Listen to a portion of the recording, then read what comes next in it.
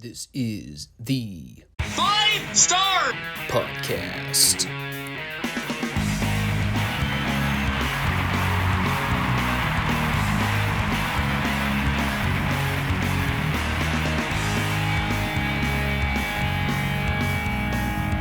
Let me talk to you.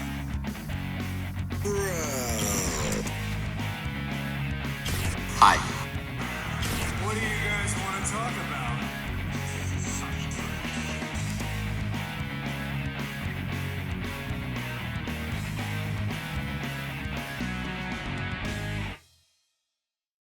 Thanks, guys. Back to you. Let me begin today's show with a quick note to the Rumble executives. Monitor your freaking advertising, spammers. My God. Can't count how many times I've had these idiots leaving comments on my videos trying to sell me services. You know, at least YouTube spammers have the courtesy of leaving 4-word sentences. These Rumble advertisers have to leave like a 3-part encyclopedia about their service offers. I mean, I try to push Rumble as much as I can, but you guys are making it really hard with the copious amounts of spamming going on. I didn't have this problem last year. I had the occasional comment or two left on a video, but it's getting a little out of control, guys. Oh, and your live stream services suck, too. Just want to throw that out there while we're complaining about Rumble. I mean, I could go on about other issues I have, but I don't know. How deep do you want to dive into the rabbit hole? How about them following YouTube's BS ad run method where they put the ads in the middle of the videos rather than at the beginning where they belong? That irritates the crap out of me. Trying to listen to a podcast or something in the middle of a workout and I've got ad reels popping up in the middle of the shows. Of course, if I'm working out, I'm in the middle of a rep, so I can't skip over it.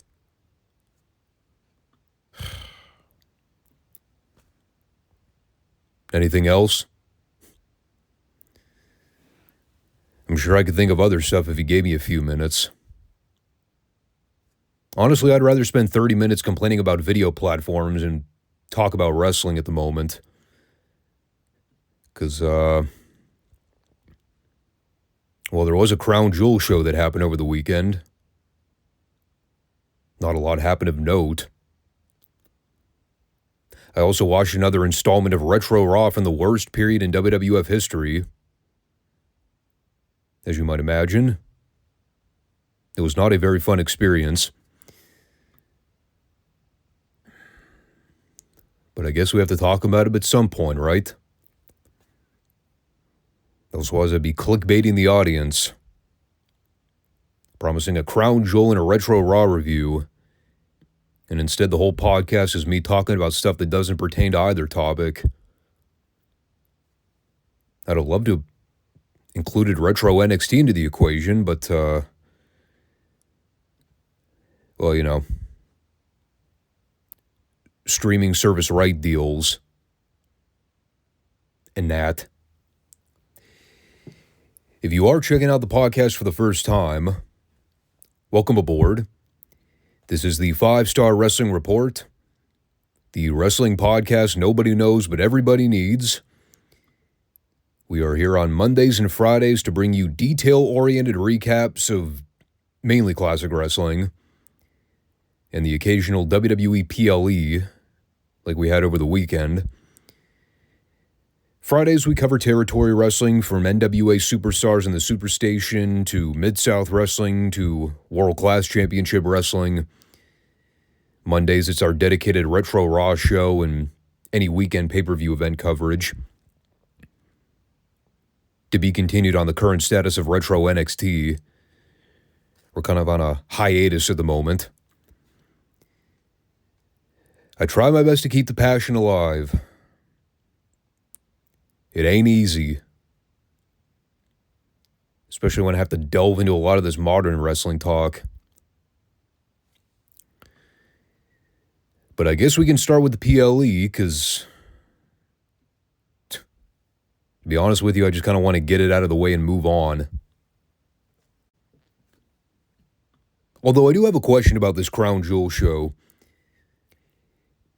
Is it possible to have watched an entire premium live event from start to finish and not have anything remotely interesting to say about it after it was over? It's kind of what this show turned out to be for me. I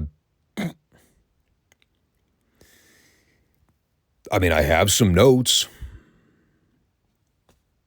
They're sitting right here in front of me. They're not necessarily talking points that would make for great podcast discussion. But no, that really was my overall opinion of Crown Jewel. After the 3-hour embargo or whatever it was, I got done watching the main event with Cody and Gunther. My immediate thought was, well, that certainly was a show. That was about the extent of my general thoughts. Throw it in the vault, along with the rest of these Crown Jewel premium live events. They had some matches, crowned some fake champions, and then everyone went home. Presumably. I did at least take the time to point out how shitty Tama Tonga's strikes and elbows looked. That was just me perusing the first 30 seconds of the 6-man tag that opened the card. For anyone wondering what the hell I'm even referring to, go watch the first minute and a half of Tama Tonga working with Jey Uso. He whiffed every single one of those shots to Jey. Nothing came remotely close to actually making contact with him. Although that was the least of our problems when it came to that match. So I guess we can talk about that Samoan 6-man tag. Or whatever the tagline was. Bloodline warfare. And just to reiterate the participants involved here, it's Roman Reigns and the Usos going up against Tama Tonga, Jacob Fatu, and Solo Sikoa, with Tonga Loa meticulously being kept as far away from physical activity as humanly possible, for the sake of everyone's sanity. I don't even know how you would frame this. The OG Bloodline versus Bloodline 2.0. The better Bloodline versus the lesser cool, less over Bloodline. I don't know. Guess it all depends on how much you give a shit about Solo, Jacob Fatu, Tama Tonga, or Tonga Loa. I do have one thing to say about Tama Tonga in particular here. Beyond what I just mentioned about his horrible punches. It never really hit me until now just how much smaller he is than I remember. Watching him in New Japan, he looked like a giant compared to the rest of that roster. But then you pair him up here with guys like Solo and Fatu, having him square off with guys like Roman Reigns, who are equally comparable to his stature. Actually, Roman's even bigger than Tama Tonga. God, he looked like a damn cruiserweight out there. And just think, too, Roman actually cut weight for his big return. I mean, he's much leaner now than he was even, say, as far back as Mania this year. Again, I'm really grasping at straws to find anything remotely interesting to say here.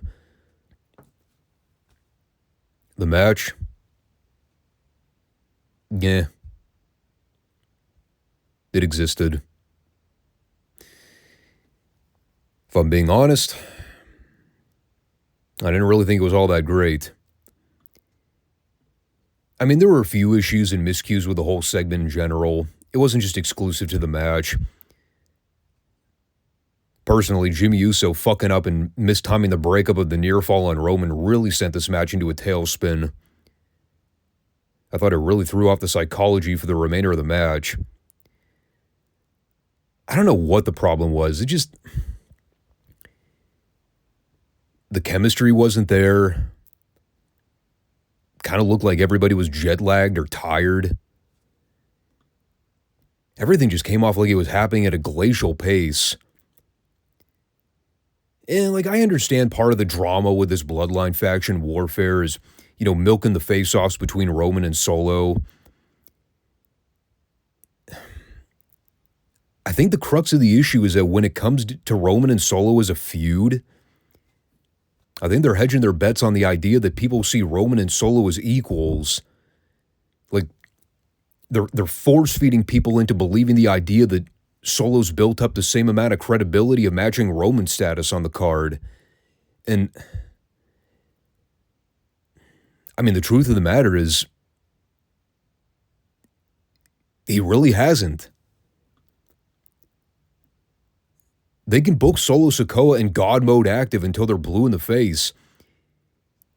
He's just not in the same class of how they booked and promoted Roman Reigns for the past 4+ years. He's had a few career accomplishments in terms of beating guys like John Cena, and I think, didn't he pin Cody Rhodes at some point on a PLE this year? I guess here you can count him pinning Roman Reigns as another one of those career accomplishments. I did kind of think it was surprising to see Roman eat the fall. Obviously, it was intentional. You don't beat a guy like Roman Reigns unless you're factoring in that as a key part of the overall storyline.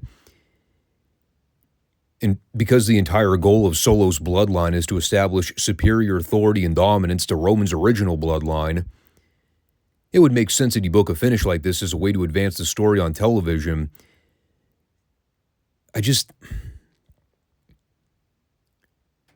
I'm sorry.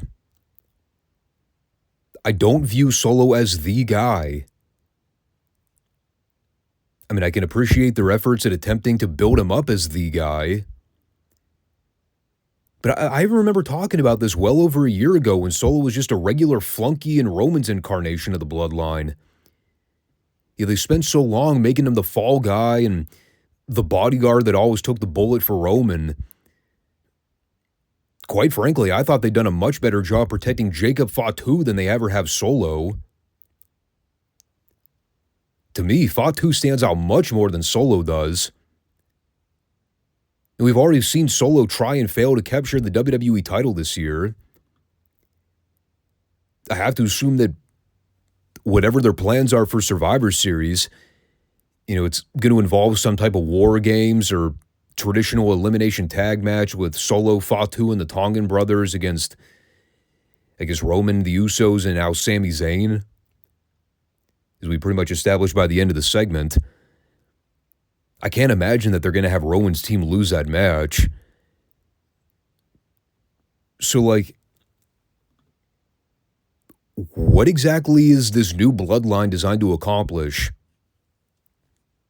See, this is why I've been so burnt out on the bloodline stuff post-Mania.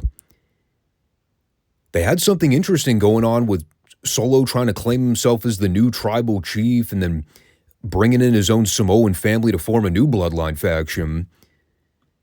The angles that they shot where they took out Jimmy Uso and Paul Heyman, and they still have that carrot dangling over our heads at the moment. Where the fuck is Paul E at? How is he going to get looped back into this story? So they had some interesting ideas going on earlier this year, but in terms of the direction they've taken everything over the last few months, is anyone else kind of bored with it? I like the idea of Roman Reigns feuding with Jacob Fatu way more than I do Reigns feuding with Solo Sikoa. I don't really see much of an appeal in the Usos feuding with Tama Tonga or Tonga Loa at the moment. And Sami Zayn was a core part of that original Bloodline story dating all the way back to early 2023, especially in the lead up to WrestleMania season. But we're even kind of past that now. I mean, he's still over, but are people really clamoring for Sami Zayn like they were over a year ago? I think the reality is that the Bloodline stuff is very played out. People can cling on to it as much as they want to, but I don't know, dude. It's starting to remind me a little bit of all the NWO reformations we saw years ago. And now instead of the Bloodline, we've got, I don't know, just to use the analogy, we have Bloodline Black and White versus Bloodline Red and Black, or Bloodline Wolfpack versus Bloodline Elite.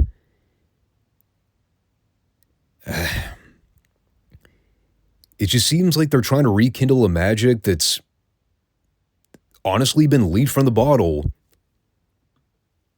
And maybe that's just a skeptic in me talking, but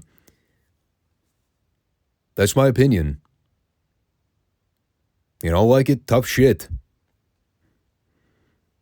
We'll see how things pan out at Survivor Series at the end of the month. Maybe they'll turn it around and change my mind.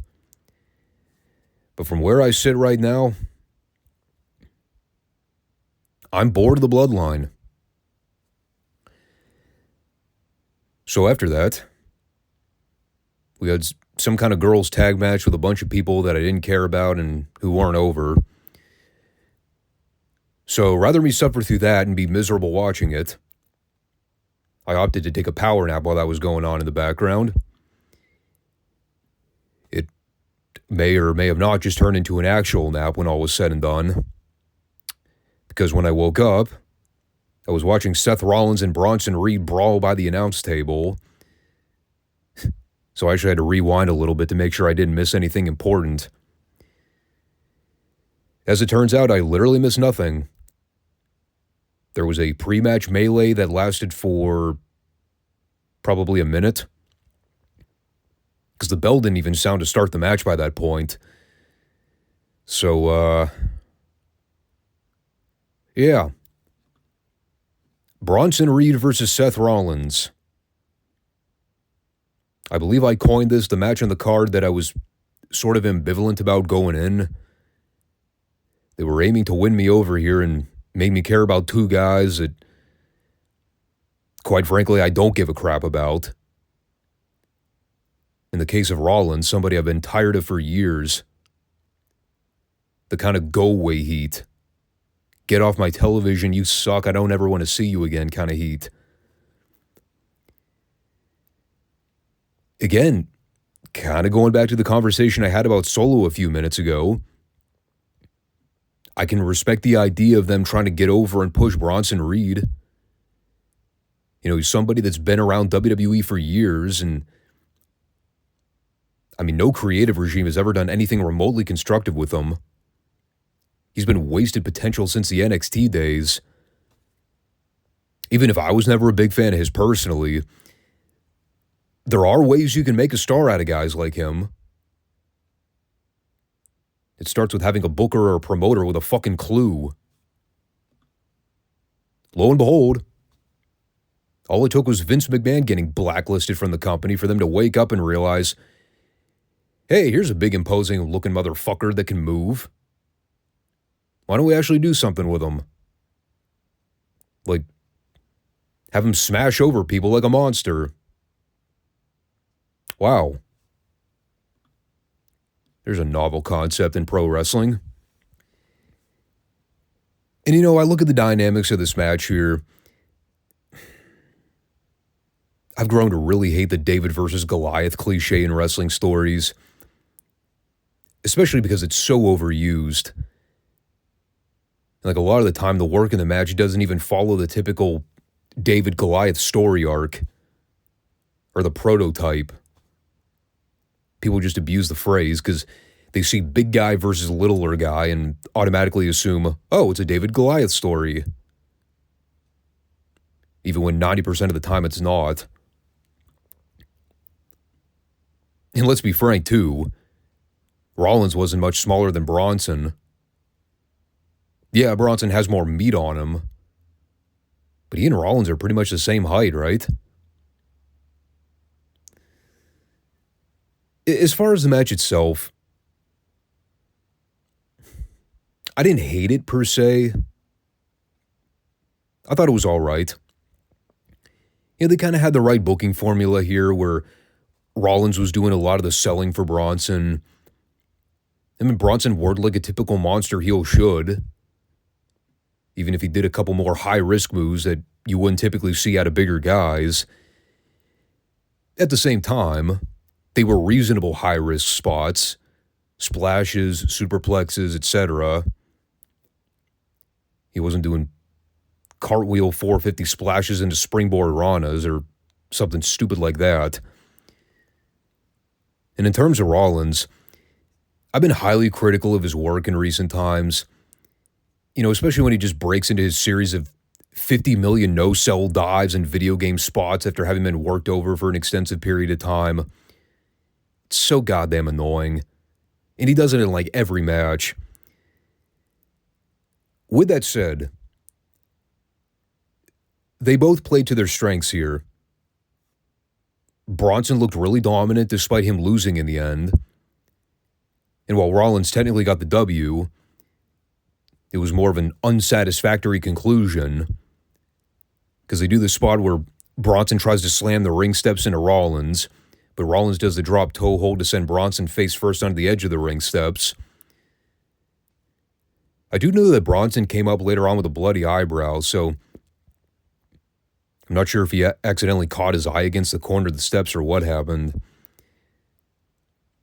Either way, I'm not going to complain about fortuitous juice.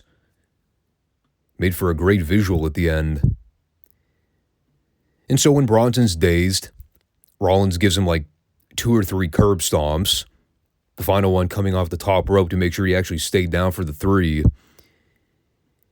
And even though Rollins pinned Reed here, by the time Rollins was walking up the rampway, Bronson Reed was already back on his feet challenging Rollins to come back and fight him. Which,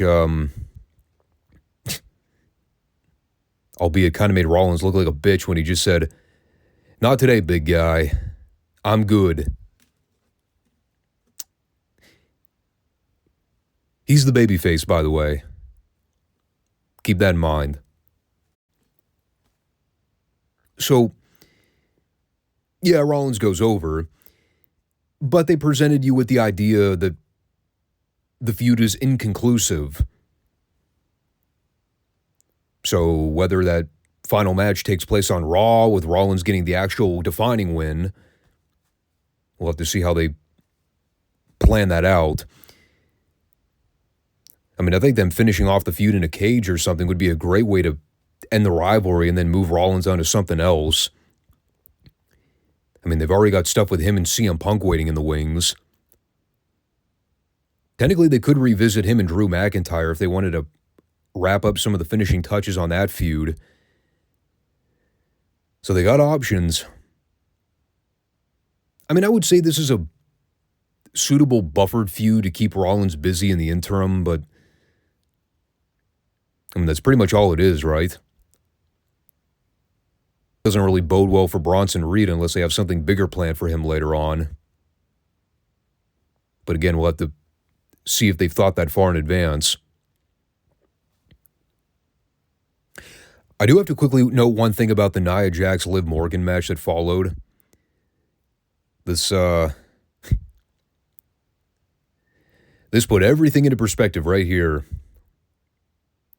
Michael Cole's comments right as they were about to ring the bell. I'm not even kidding you. This is exactly what he said. 2 years ago, Natalya and Lacey Evans competed in the first ever women's match in Saudi Arabia. Now, we've come to this.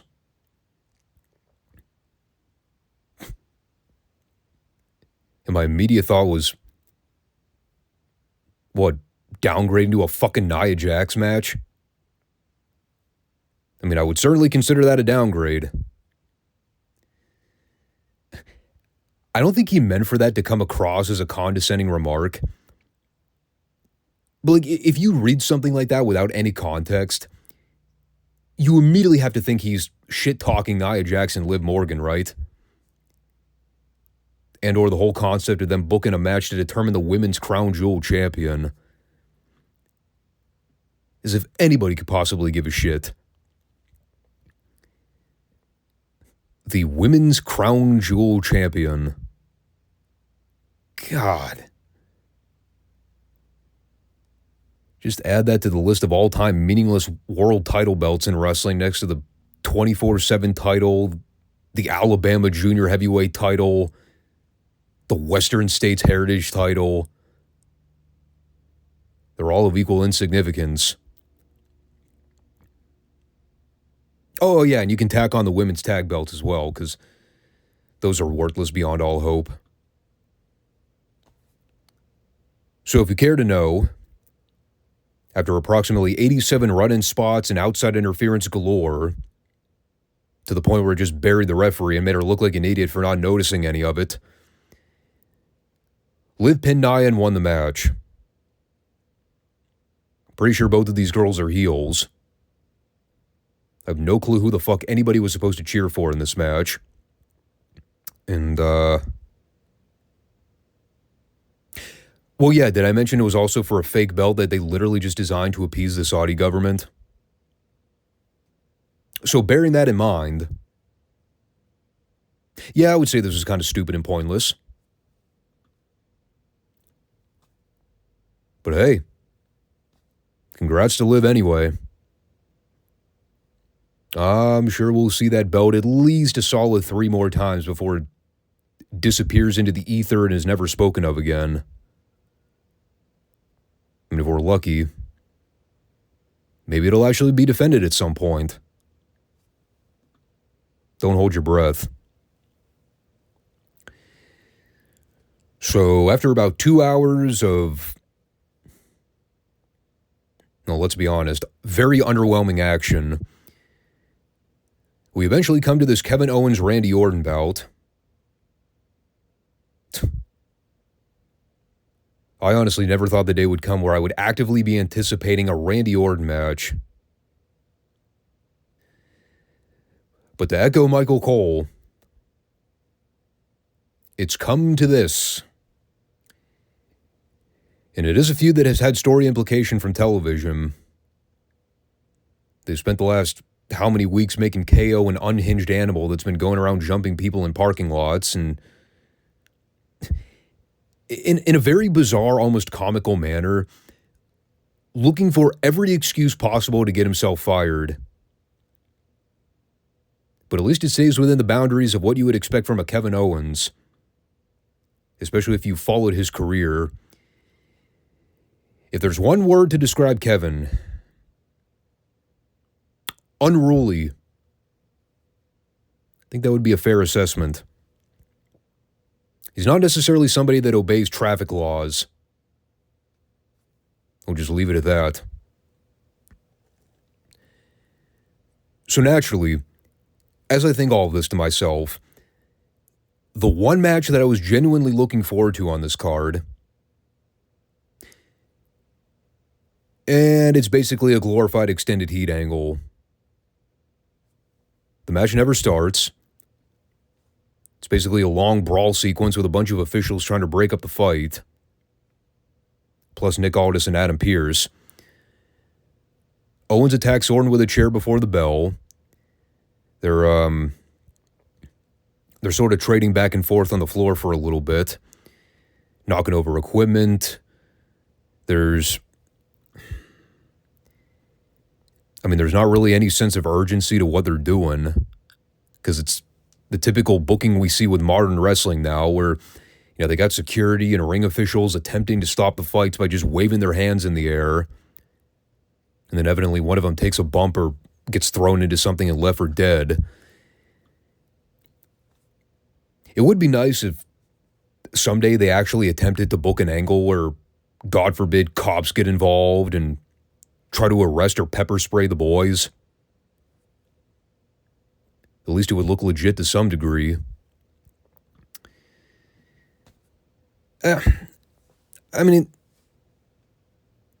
I'm not trying to shit on the whole angle because what they did was fine. I think it accomplished what they needed to.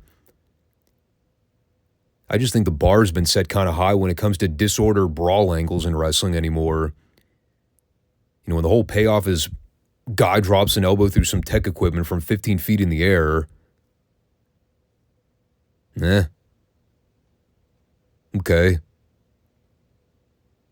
Doesn't really land the mark. Not with all the crazy shit we've seen guys do in just the last 5 to 10 years alone. I still found it hilarious that it's supposed to be this huge, serious moment as Owens gives Orton the elbow through the table. Both guys are rendered virtually unconscious while the announcers are trying to sell the gravity of the situation. All the while, what are the Saudi fans chanting? This is awesome. Because wrestling is stupid. But hey, easy payday for Owens and Orton.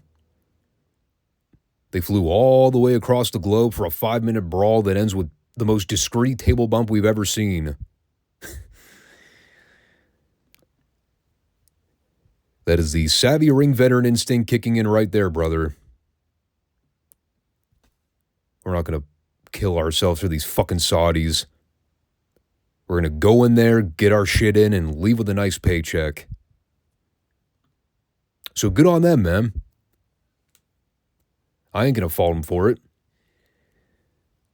So then we had this 3-way for the U.S. title with LA Knight, Carmelo Hayes, and Andrade. And I kind of talked about this the other week. I've really come to despise 3-ways and 4-ways in wrestling anymore. They're so lame and just a lazy excuse to shoehorn more bodies onto the card. And I really hate to sound like a broken record here, but I mean, if you've seen a modern 3-way in wrestling from the last 10 or so years, this was it.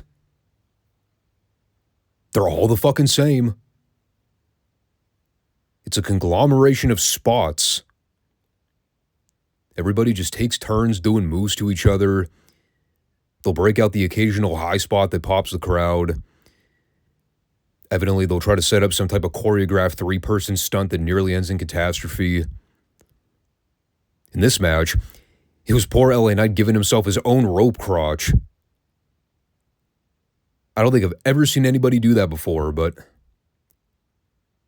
he managed to pull it off. It was the funniest thing. It's all the same shit, though, that I constantly complain about with multi-mans. If you've seen one, you've really seen them all.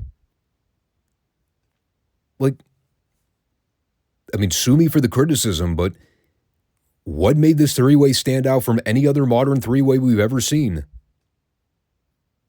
I was mainly trying to figure out who the fuck the faces and heels were in this match.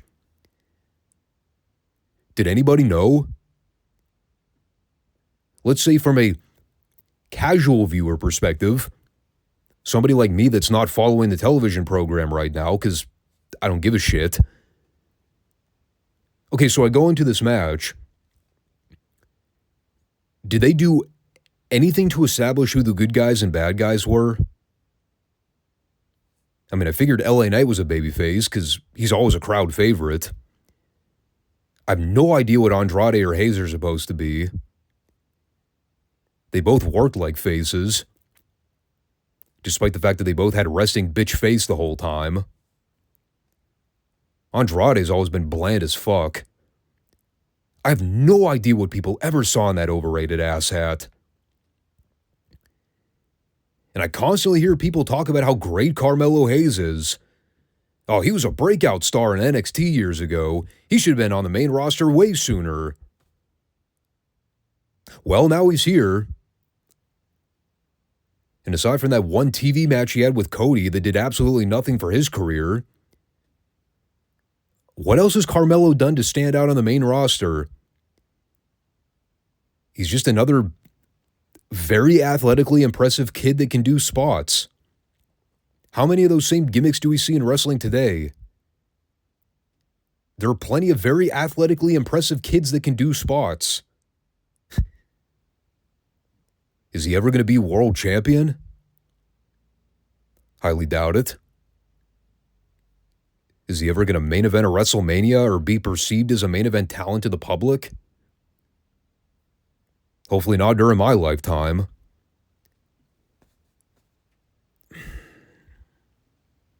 And just think, too, this is what they had planned for LA Knight as the U.S. champion. His first major singles win in WWE after years of working his ass to the grindstone. This is what you had mapped out for him for a title run? A guy with that kind of star power, and he's feuding with the Attitude Era equivalent to a Crash Holly and a Val Venus? God. You know, I hate to say it. I think LA Knight was better off feuding with Bray Wyatt. Because at least he was more over during that period. Despite the shitty way he was being booked and featured. But at least I could say I cared way more about LA Knight back then than I do now. What a waste. So that all said, I guess we can talk about the main event here. Gunther versus Cody Rhodes for the other fake crown jewel belt.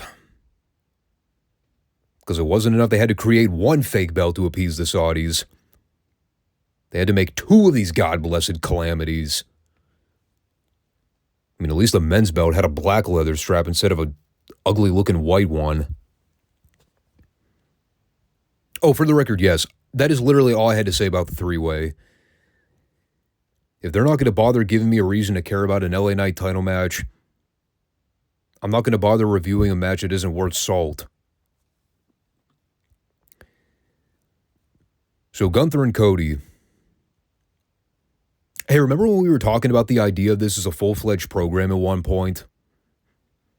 Remember when I was really pushing for them to do Cody and Gunther as a major title feud? I was kind of hoping for it to be a little more than what we got here. And it's so weird, too, because, I mean, you look at a match like this on paper, in canon,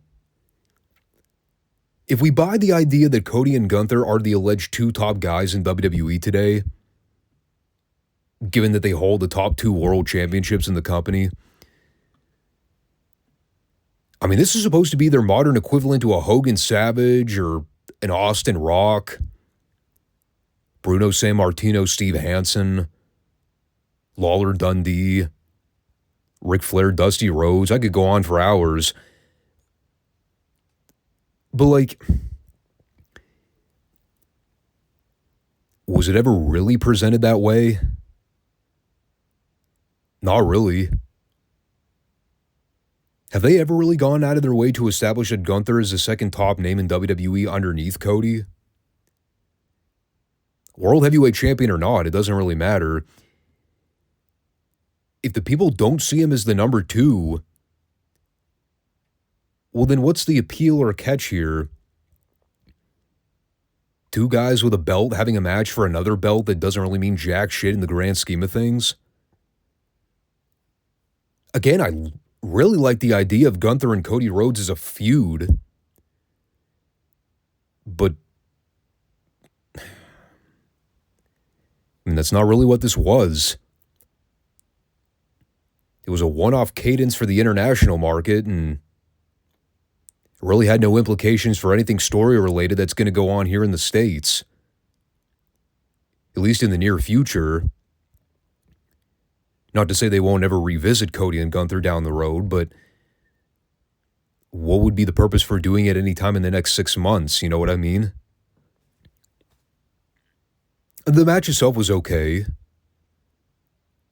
Just, I would say okay. These guys are professionals. They had a very technically proficient wrestling match. It looked like something that would feasibly belong in the main event of a wrestling card. But at the end of the day, it was kind of just a pit stop feud for both guys.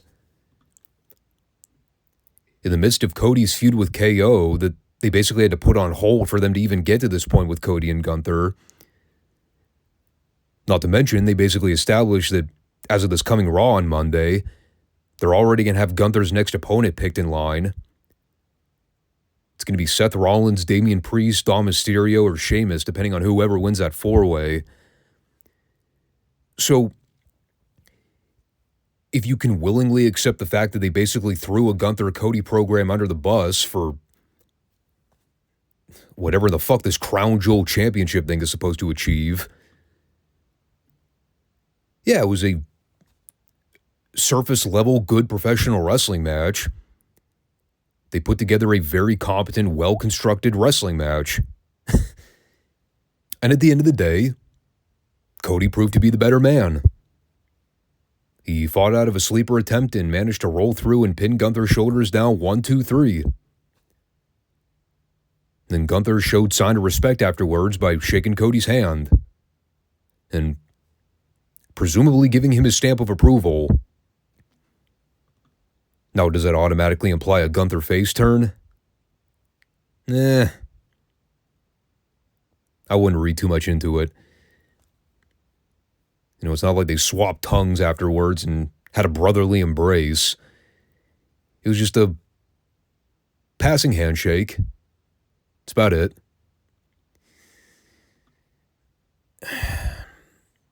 I wish I had more to comment on here, but I really don't.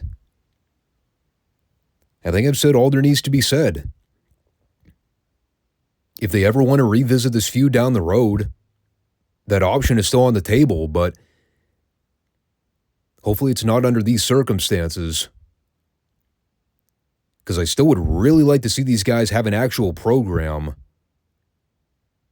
with actual story implication and not just 2 weeks of verbal jousting back and forth where they're basically having a dick measuring contest to determine who's the real top champion or whatever.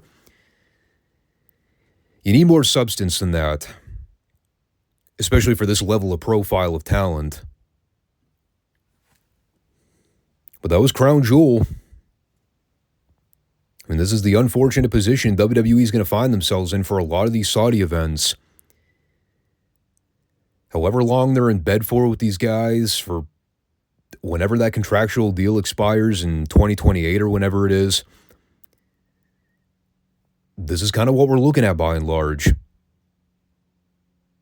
Very lackluster, hastily thrown together house show cards with talent that doesn't want to be there, management that doesn't really want to run events there, and just an overall very uncanny working agreement. But the WWE's making money hand over fist by running shows there, so what's their excuse? Who cares how good or bad the shows are, or what matches they book? As long as they get star power on there and the Saudi government's happy, it's all that matters. I personally don't give a fuck either way. I know people really got bent out of shape when the WWE expanded that agreement through whatever it was, 2027 or 2028. I'd have to look up the numbers. But like, they had a deal in place for a while and they extended the contract deal. People got so mad about that. I get it. I mean, I don't give a fuck either way. Whatever your political views are with the Saudis, it's neither here nor there. If you can just accept the reality that these are glorified live events with a big budget and big production, and we got, 3 or 4 more years left of it, and whatever WWE wants to do afterwards, whether they extend that working agreement longer or just cut ties altogether, It's all dependent on financial gains. Do they really need the extra $50 million annually from the Saudis? How much are they really losing fiscally by not running shows there? Is it worth abolishing that partnership because of political disagreements or international relations? I guess it's all for the new regime to decide on whenever that deal expires. But until then, what's the old cliche? Raw rolls on. The Saudi events roll on.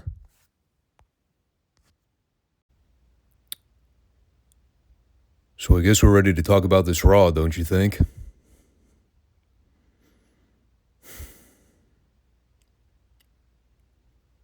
Hey, remember when the show was good for like a month?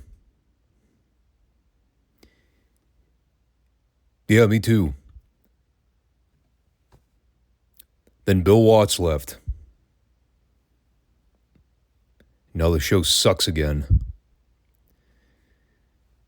And worst of all, there were no Halloween outfits for me to criticize this week. So I couldn't even laugh at the visual of Vince dressing like a convict. Among the many bad creative decisions that are being cast about at the moment, not the least of which is Hunter feuding with a fucking hog farmer, I will at least say, the one redeeming advantage to Vince finally giving up on the Diesel experiment. At least they're getting Bret Hart back into main event positions on the card again. We'll just ignore the entirety of 1995 where he was subjugated to mid-card purgatory. But that's really the only positive takeaway from a lot of what they're doing as we head into Survivor Series. They're finally going to get the belt off Nash. About goddamn time. So we open this week with Davey Boy versus Marty Jannetty. I probably should take a minute to go over the main timeline right now. So because of the controversial finish at the In Your House with Davey Boy and Diesel, the stipulation that Bret Hart would face the winner of that match at Survivor Series, well, technically Diesel is still the WWF champion at the moment, even though Bulldog won that match on a DQ decision. So JC hired his legal attorney Clarence Mason to make a case for why Bulldog deserves another shot at the belt.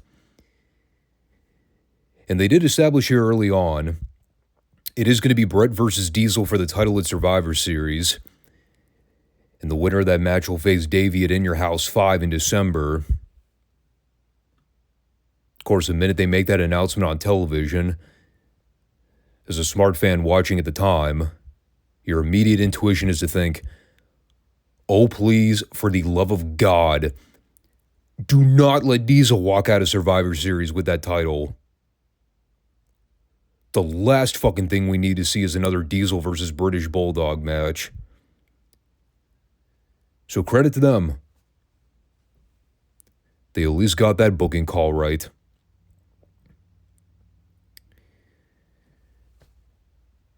So we have this match here.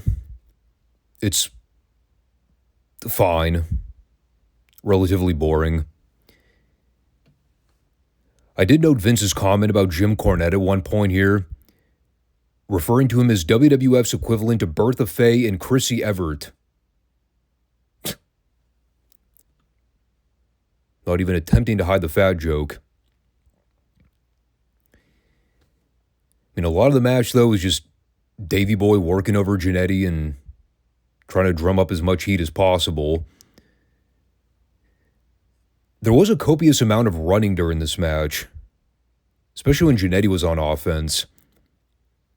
I just remember thinking in the first few minutes, these guys are doing a lot of hitting the ropes and just running past each other.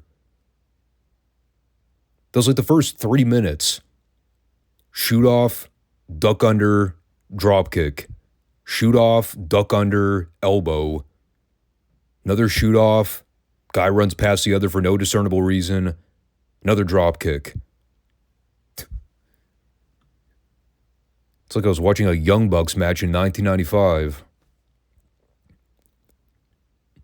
Only difference is this match actually had a little bit of logical psychology to it. But Jannetty made a small comeback at the end. Ended up getting overzealous and then running shoulder first into the ring post. Then Bulldog gave him a running power slam for the 3.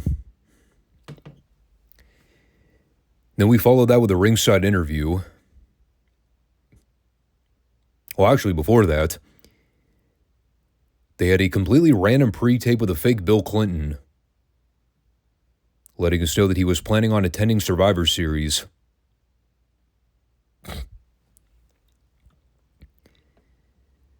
What was it with WWF's fascination with fake president cameos? They did this like 2 years ago on an episode of Raw. Looks so Bush League. Didn't they do the same thing with a fake Obama at one point? And he looked nothing like the original Obama.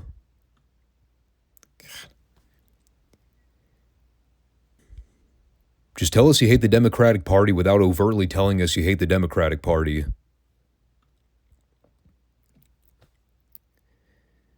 So anyway, the interview with Corny and Davey Boy. Just kind of a chance for Cornette to reaffirm the WWF title match for In Your House. Again, it is Davey versus whoever wins between Bret Hart and Diesel at Survivor Series. Or more accurately, whoever leaves as the champion. He also took a minute to cover the wild card match for Survivor Series, where, yet again, for reasons that have not been explained at all, Gorilla Monsoon is pairing babyfaces and heels together to go up against another set of babyfaces and heels. And in the case of Cornette's team, you've got Yokozuna and Owen Hart on one side, and they're set to face off against Davey Boy on the other team. And I kind of talked about the ridiculous nature of the whole thing the other week. Again, they still have not bothered to explain why the fuck this match is happening. Aside from, why not? I guess the appeal being, watch and see Camp Cornette blow up on pay-per-view. Because Bulldog is going to be forced to wrestle Owen and Yoko at some point. Or, you know, he could just not. I mean, think about it. He could just volunteer to tag out or get himself intentionally disqualified or counted out if he were smart. But, not entirely sure if Cornette has thought that far ahead yet. So then we had the Hog Farmer in action. Normally I wouldn't even give this the time of day. But this actually was a pretty notable segment for all the historians out there. Not for anything Godwin did. It was actually his opponent who was the talking point of the segment. Terry Richards. To which everybody immediately asks, who the fuck is Terry Richards? Well, to be fair, if you were watching in the year 1995, the answer was nobody important. But then you fast forward several years later when he showed up in ECW as Rhino. And, well, yeah, I'd say he wound up having a pretty successful in-ring career, wouldn't you? I forgot that Terry actually wrestled underneath matches in WWF for a bit. God, he was massive from day one. Like, the first thing you think when you see a guy like that is, holy shit. You could do something with a guy that size. I don't think I ever really read into the backstory of why Vince never tried to push Rhino in the WWF. Or at least why he didn't keep him around on a full-time basis. obviously prior to the ECW run, because he would obviously come back later on and work for the WWF in the early 2000s after ECW folded. And then later on, he went to work for TNA. I think I just read somewhere recently, too. Didn't they just induct him into their Hall of Fame class? I know. Yeah, mock the idea that TNA has a Hall of Fame. It's not really the point, although it is humorous. But I think he's still wrestling right now, isn't he? At least on a part-time basis. And he's got to be, what, late 40s now? Coming up on 50 even? I always liked Rhino. I didn't really follow his ECW run religiously or anything because I didn't watch ECW growing up. You know, I've seen the occasional clip or two of him working with guys like RVD and I think the Sandman. I wasn't really keeping tabs on what he was doing down there. His WWF run wasn't much better, especially when they had him involved in that debauchery of an invasion angle. And, oh, there's a lot you could say about TNA when he was there. He certainly existed. He was a guy on the roster. And, that's about the extent of my knowledge on Rhino's TNA run. He was there. He was a name. And he apparently made enough of an impact down there to earn a Hall of Fame induction. So good for him. No pun intended with that impact line, by the way. So anyway, Terry looked great here. The Hog Farmer looked grotesque. The wrong guy won. Could use this opportunity to give Rhino a huge rub and start elevating him. But nope. Instead, they had to job him out so Hunter could immediately attack Godwin after the bell and then dump a bucket of slop over his head. Priorities. And following that, we had a Survivor Series card update where I immediately instituted the Todd Pettingill role the moment I saw him on camera. Then we had Kama facing off with Tony Roy, which was basically a match that happened in the background while Vince and Michael Hayes were on the line with Shawn Michaels. They were basically getting a medical update since Shawn had recently returned to the ring in MSG. Just sucking on his schlong the whole time and putting him over. And of course, Shawn was also putting himself over here, so it was one big schlong fest. God, just listening to him talk here irritated the fuck out of me. Like, everything coming out of the guy's mouth is virtually a victim mentality mindset. My middle name is Bad Luck. I've had people out for me from day one. I'm oppressed. Blah, blah. Yet I continually ask the obvious question that every rational-minded fan is wondering around the world. How the fuck is this guy a babyface? Like, you just listen to him in this one segment here talking about himself. In what sick, perverted, twisted universe is HBK considered a good guy? Well, I'll tell you the answer. Only in Vince's world. I actually burst out laughing here when Shawn tried to suggest that he was looking forward to Bret versus Diesel at Survivor Series because, and this is almost a direct quote, I shit you not, he actually says this. I'm looking forward to the match because I am friends with both of them. Yeah.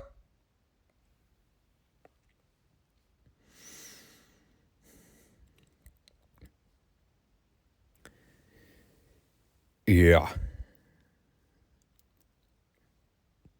Talk about comments that age like raw milk. Shawn Michaels and Bret Hart as friends.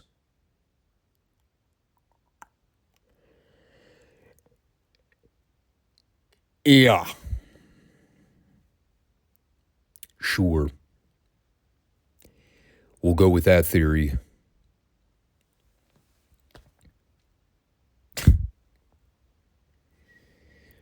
Shawn was the king of talking out of his ass. What can you say?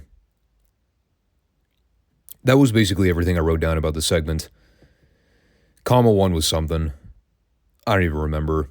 I was only half paying attention. As was about 99% of the audience. And then we had our TV main event. I would actually have to go back a ways to track the last time we saw Bret Hart wrestle a match on television. It's been well over several months, I can tell you that much.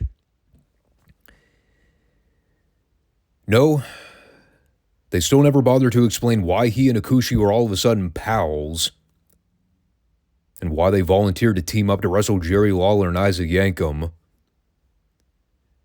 And they put about as much thought into that as Hakushi turning face off camera, and then forming a friendship with Barry Horowitz of all people.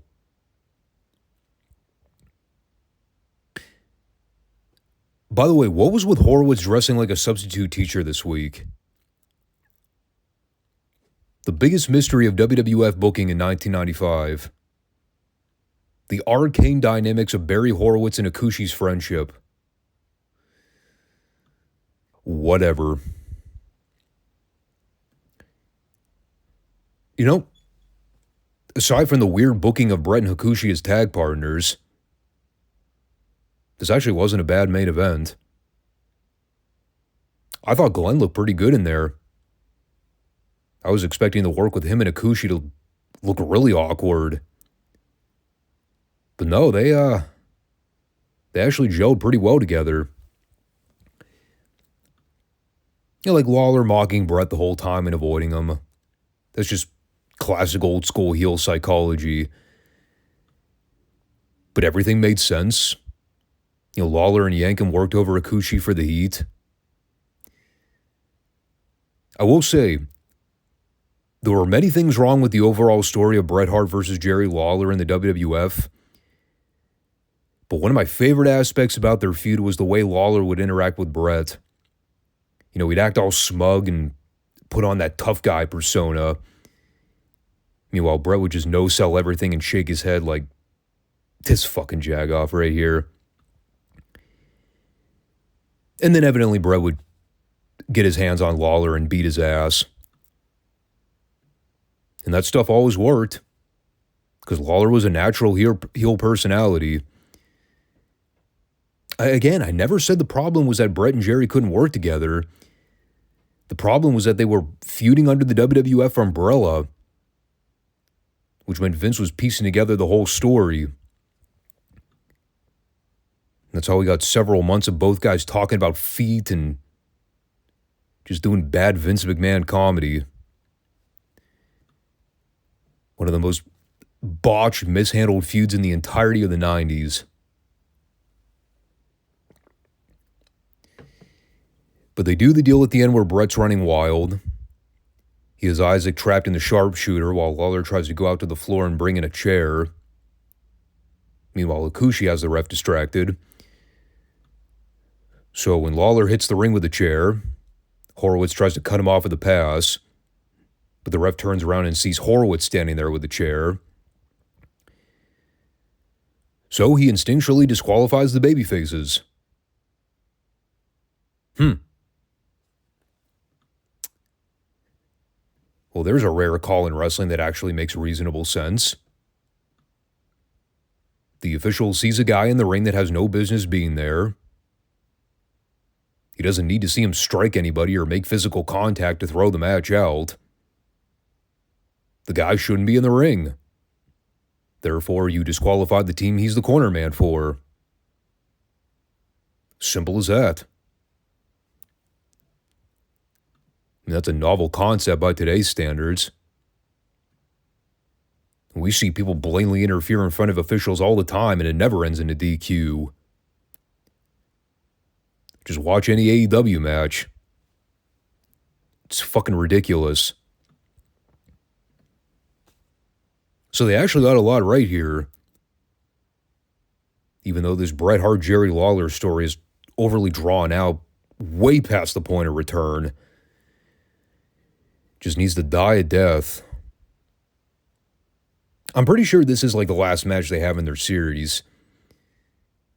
Kind of sucks that it ends on a DQ finish like that, but I mean, Bret did win the cage match a couple weeks back, so he got his revenge. But looking back, I mean, a lot of the show was just placeholder this week. More continuation on the stuff they advanced the previous episode. They still got like 3 weeks until Survivor Series, but the main WWF title match is already in place. We basically know what Vince is setting up for at the end of November and the subsequent months in your house. The Diesel train is derailed. He's finally given up on that. And now he's slowly gearing up for the boyhood nightmare drama of 96 and onward, which we will cover in detail as we approach Mania season in the spring. If you think the propaganda is bad now, dude, just wait until Rumble season in January. In due time, friends, in due time, we will cover it all. So I think that's all we got on the agenda for today's show. I'll wrap it up on that note. So thanks everybody for stopping by to check out the 5 Starr Wrestling Report. Next time we'll be back for the classic reviews on Friday and, well, hopefully Friday. This actually might be the week where I have to delay the upload schedule until Saturday, because Friday's going to be a little hectic for me this coming week. I might be able to get it uploaded in the evening sometime, but can't make any promises there. I will do my best, but we'll definitely get the classic reviews up this week and stay posted for all that stuff.